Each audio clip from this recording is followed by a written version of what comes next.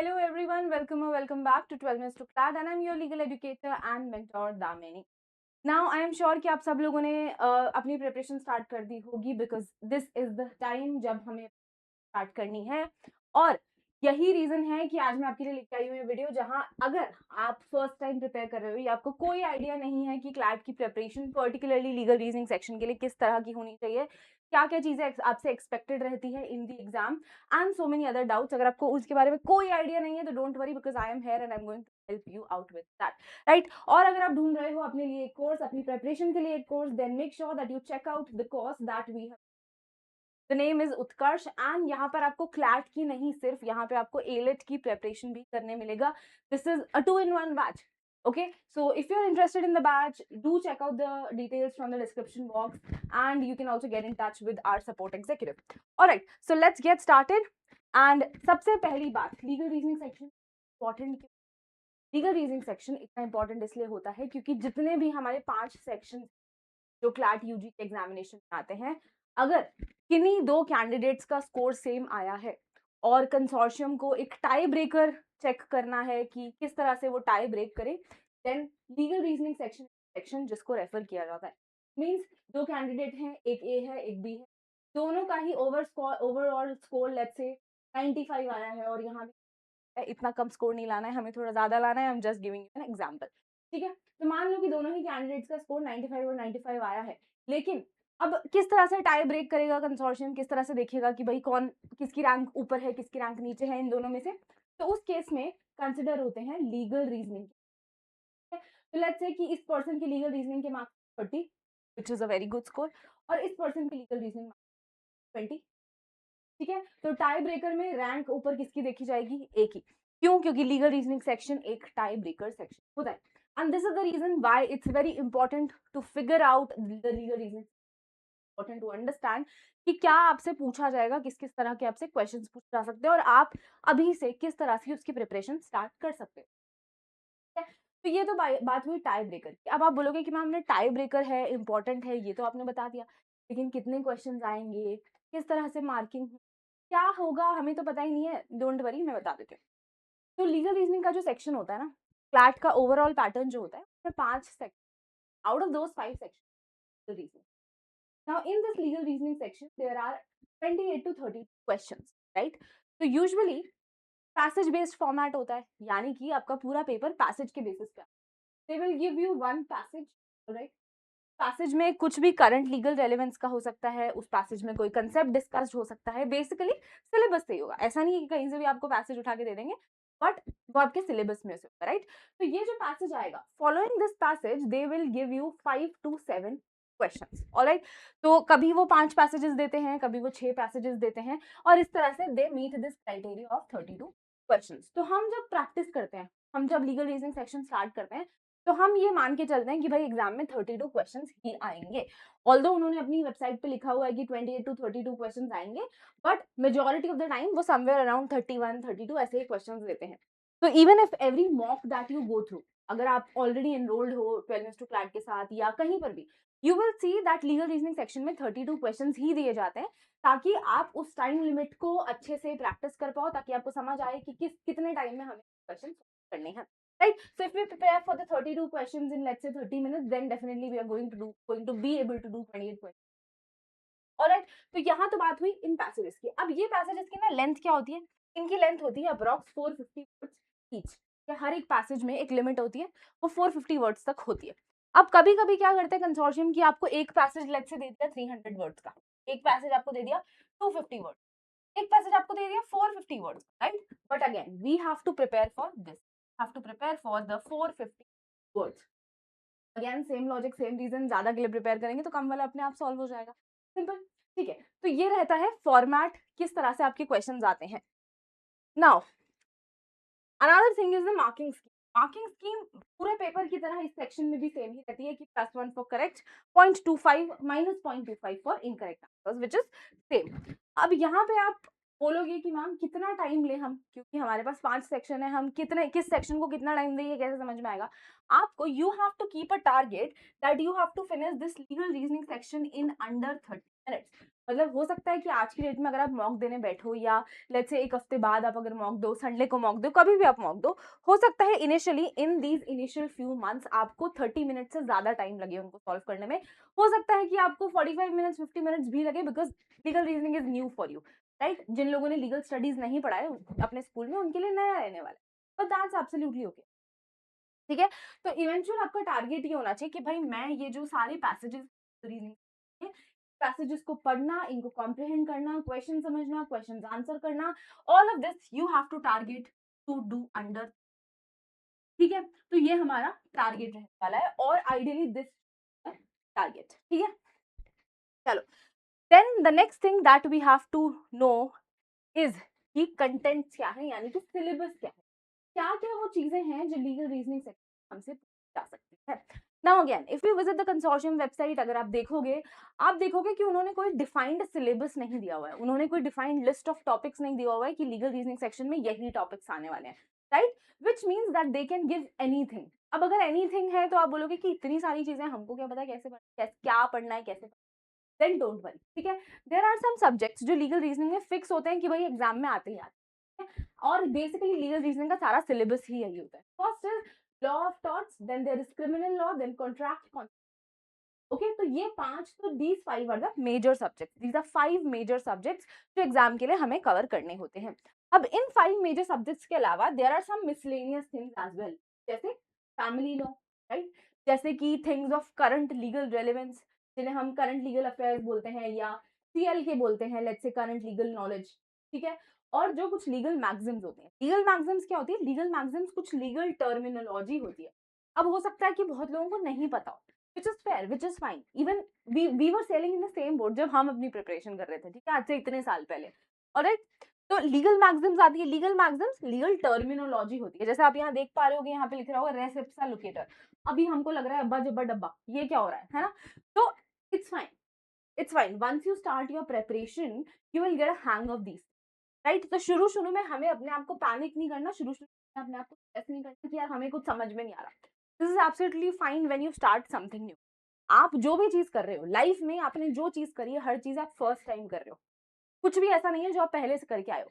The moment you took birth you started walking, you learned it, right? You started eating, you learned it. That way, same way CLAT का exam भी ऐसी चीज है जिसमें बहुत सारी चीजें आप पहली बार सीखोगे, पर इससे डरना नहीं है क्योंकि हम सीख जाएंगे। It's there is always a first time for it. ठीक है? तो यहाँ पर लीगल मैगजीन्स की बात है। अब current legal affairs, again current legal affairs में आप बोलोगे कि करंट लीगल अफेयर्स में हम क्या क्या पढ़े, क्या पढ़े क्या नहीं पढ़े, इतना कुछ हो रहा है हमारी एंट्री में, तो कितना ही कुछ हो रहा है, एक हफ्ते में 3-3 4-4 चीजें। तो वो भी हम आपको बताएंगे, या आप जिस भी मेंटोर से, जिस भी एडुकेटर को आप रेफर करोगे, आप जिनके साथ एनरोल करोगे, जिनके साथ अपनी प्रिपरेशन करना चाहते हो, एवरीवन विल टेल यू कि यहाँ पे क्या कवर होगा। ठीक है? अब करंट लीगल नॉलेज हमें समझना कैसे है कि भाई क्या क्या आ सकता है। फर्स्ट थिंग, कोई भी ऐसा इंस्टेंस, कोई भी ऐसा इवेंट जो करंट न्यूज में चल रहा है, फॉर एग्जाम्पल अभी रिसेंटली न्यूज में चल रहा है डीलिमिटेशन का टॉपिक। ठीक है? उसके अलावा न्यूज में चल रहा है इलेक्शन को लेकर, वेस्ट बंगाल में जो इलेक्शन हो रहे हैं, वहां पे जो SIR स्पेशल इंटेंसिव रिविजन का प्रोसेस हो रहा है वो चल रहा है। लास्ट टाइम, जैसे अगर मैं बात करूं लास्ट ईयर या लास्ट टू लास्ट ईयर, उस टाइम पे रिसेंटली नया आया था digital personal data protection act. ठीक है? तो क्लैट ने कंटिन्यूअसली 2 साल उसी एक्ट से पैसेज दिया। ठीक है? पर वो इतना डिफिकल्ट नहीं था अगर आपने उसको पढ़ा हुआ है। अब आप बोलोगे कि एक्ट पूरा कैसे पढ़े, आपको एक्ट पूरा नहीं पढ़ना, आप सिर्फ ऐसे प्रोविजंस पढ़ोगे जो बहुत ज्यादा, जिनका रेलेवेंस है। ठीक है? तो वो सारी चीजें व्हेन यू स्टार्ट प्रिपेयरिंग ना, वो आपको धीरे धीरे धीरे धीरे आपको समझ में। तो करंट लीगल अफेयर्स, जैसे कि कोई नया बिल पास हुआ है, जैसे कि जब क्रिमिनल लॉज चेंज हुए थे, ठीक है, या फिर कोई सुप्रीम कोर्ट ने बहुत बड़ा जजमेंट दिया है। ठीक है? रिसेंट टाइम में अगर सुप्रीम कोर्ट ने कुछ बहुत ऐसा लैंडमार्क जजमेंट दिया है तो वो हमारे लिए रेलेवेंस का है। कोई अमेंडमेंट हुआ है, जैसे अगेन मैं डिलिमिटेशन की बात करी थी, 131st अमेंडमेंट, नारी शक्ति वंदन अधिनियम, ऑल्दो 2023 में पास हो गया था पर अभी वापस आ गया है।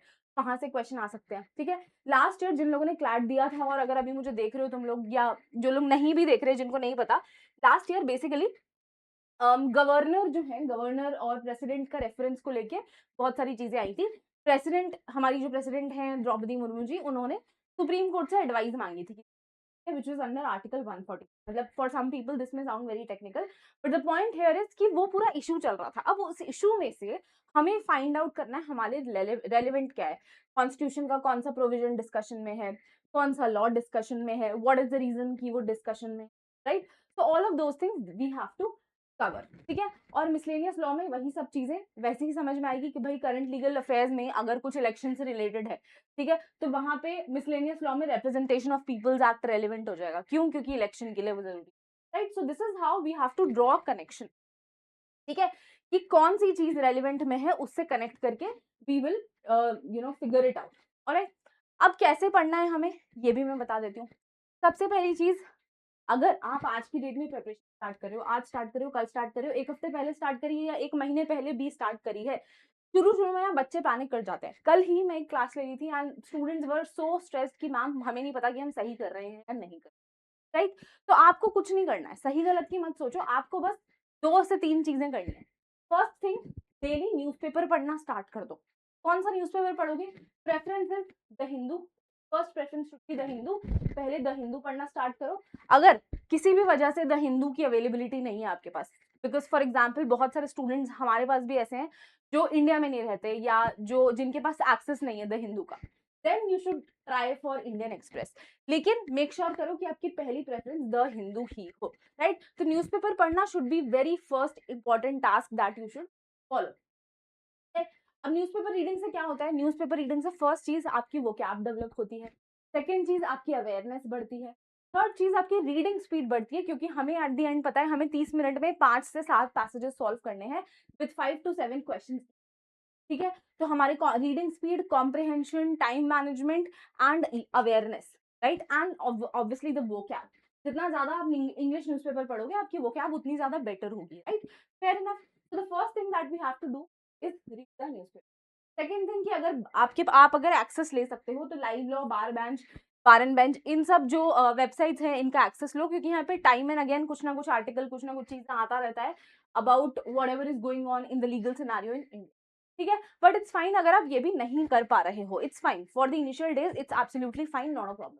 The second most important thing that you have to do is look at the past year paper. पिछले सालों के पेपर देखोगे तो तुम्हें समझ में आएगा कि किस तरह से क्लैट कंसोर्शियम की अप्रोच चेंज हुई है ओवर द टाइम. पहले क्लैट कंसोर्शियम क्या करता था? ये लोग स्टैटिक सब्जेक्ट से क्वेश्चन देते थे, जैसे सीधा कॉन्स्टिट्यूशन क्वेश्चन दे दिया, सीधा टॉर्ट से क्वेश्चन दे दिया. They don't do that anymore. Now they give questions, they give passages from the things that are in current relevance, that are in current debate जिन पे हो रहा है या किसी भी तरह की current relevance है, ठीक है. तो वो ट्रेंड जो है ओवर द टाइम चेंज. तो 2 मोस्ट इंपॉर्टेंट थिंग्स, रीडिंग. पहले तो अपनी रीडिंग चालू कर दो, आज से ही चालू कर दो. The moment you are watching this, start your reading. अगर आपने अभी से रीडिंग चालू कर दी then you will be way ahead then people who will be starting. 1 महीने 2 महीने बाद जो लोग स्टार्ट कर रहे होंगे ना अपनी प्रिपरेशन, उनसे बहुत आगे निकल जाओगे आप अगर आपने उनसे 1-2 महीने पहले रीडिंग स्टार्ट कर दिया तो, ठीक है. And second thing, these past year papers. उसके अलावा कुछ मॉक्स हैं, अगर आप एनरोल्ड हो हमारे साथ या किसी भी और कोचिंग के साथ for that matter, make sure that you give the मॉक्स, make sure that you analyse those मॉक्स, right. तो अगेन ये 3 चीजें हैं. इसके अलावा आपको शुरू का 1 महीना 2 महीना आपको कुछ नहीं करना है, बस ये चीजें करनी है. धीरे धीरे आप बिल्ड करते जाओगे अपनी प्रैक्टिस, अपना कंसिस्टेंसी, अपना time management, all of the other thing. Yeah. And in fact, same thing we have recently discussed. I have discussed with Keshav sir in one podcast. If you guys want, do check out that podcast as well. That podcast is specifically for those people जो अपनी preparation start कर ही रहे हैं, शुरू के 1 हफ्ते 1 महीने में जो लोग हैं उनके लिए है वो podcast. So go to the podcast tab and make sure that you watch it. ठीक है. चलो, अब रही बात बुक्स की, रही बात रिसोर्स तरह से कहाँ पढ़ना है, तो these are some of the resources. अगर आपको लॉ से रिलेटेड क्वेश्चंस प्रैक्टिस करने हैं, मान लो कि आपने पढ़ लिया, थ्योरी पढ़ ली, या प्रैक्टिस भी साथ साथ क्वेश्चंस की करना चाहते हो, then you can refer to A P Bhardwaj. ठीक है ना. A P Bhardwaj is a book जो काफी टाइम से, मतलब जब से हम लोग प्रिपेयर कर रहे थे इतने सालों पहले से, तब से वो बुक चलती आ रही है. अब यहाँ पे एक प्रॉब्लम जरूर हो सकती है बस कि क्वेश्चंस, टाइप ऑफ क्वेश्चंस थोड़े डिफर हो सकते हैं, क्योंकि क्लैट पहले अलग तरह के क्वेश्चंस देता था, अब अलग तरह के क्वेश्चंस देता है. ठीक है, तो वो आपको समझना पड़ेगा और यू विल हैव टू सी कि क्या ये एक्चुअली क्लैट के पैटर्न के हिसाब से चल रहा है या नहीं चल रहा है. क्योंकि A P Bhardwaj is for conceptual clarity कि भाई आपको टॉपिक समझ में आया या नहीं आया, टॉपिक में तो कोई प्रॉब्लम नहीं है. ठीक है, So this is about AP Bharadwaj for legal reasoning. Second is word power made easy. Agar you are someone whose vocab is not very good, if you want to build your vocab, because CLAT is the game of vocab. हम चाहे कितना ही मना कर लें कि यार नहीं नहीं इट्स ओके, अगर आपकी vocab नहीं ठीक है तो आप कर लोगे, नहीं. अगर आपको कोई ऐसा बोल रहा है कि अच्छी vocab अगर आप नहीं बिल्ड करोगे और फिर भी आपका क्लैट निकल जाएगा, तो ट्रस्ट मी आपको बहुत ही गलत एडवाइस दी जाती है, ठीक है, क्योंकि vocab बिल्ड करना is very important for this examination. And I am not saying कि अगर आपको अभी नहीं आता, आपकी vocab अभी अच्छी नहीं है, तो आप नहीं कर सकते. You can definitely do it. You have examples. मतलब इस चैनल पे आप जितने भी लोगों को देखोगे, सम ऑफ अस ऑलमोस्ट, मतलब जैसे अगर मैं मेरी बात करूं पर्सनली, सेम प्रॉब्लम थी हम लोगों के साथ भी जब हम स्टार्ट करे थे, ठीक है. तो वर्ड पावर मेड इजी ऐसी बुक है जो डेफिनेटली आपकी vocab में हेल्प करेगी, ठीक है. Then there is third book which is Universal Guide to CLAT, which is again a practice book. You can refer to this. अगर particularly reasoning की मैं बात करूं तो MK Pandey is one of the best books जो कि आपको reasoning की, CLAT की reasoning की definitive practice करवा देगी, ठीक है. MK Pandey for analytical reasoning and quant के लिए obviously the OG RS Agarwal, ठीक है. RS अग्रवाल की ओजी जो क्वांटिटेटिव एप्टीट्यूड की बुक है particularly for competitive examinations, do refer that, ठीक है. So these are some of the resources that you can follow and you definitely follow. And again, if you are interested, please do check out the course which is Karsh 2027 for CLAT and ALET. और अगर आप enroll करने की सोच रहे हो, then let me tell you कि आपको additional discount भी मिल सकता है. All you have to do is just use this code when, ठीक है, use my code DAMINI and you will get an additional discount on course. So I hope you all start your preparation now. और अगर किसी भी तरह की कोई भी प्रॉब्लम है, कुछ भी क्वेश्चन है, कैसा भी डाउट है, please do write it in the comment section below and I will get back to you on that doubt. Okay, so I will see you guys in another video. Till then, take care, bye bye, and have a good time.